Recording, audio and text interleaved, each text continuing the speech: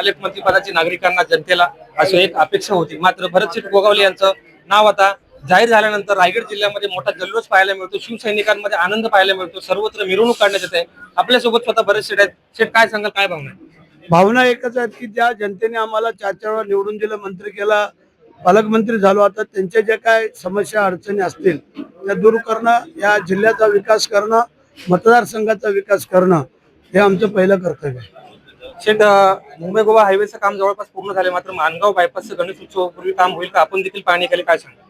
आमचा तोच प्रयत्न होता, एक लाईन त्यांची करायचा प्रयत्न होता, परंतु या गणपती उत्सवासाठी आणि इतर गोष्टीसाठी 140 जादा गाड्या त्यांनी सोडल्यामुळे त्यांना हे करून देता येईना, थांबवता येईना।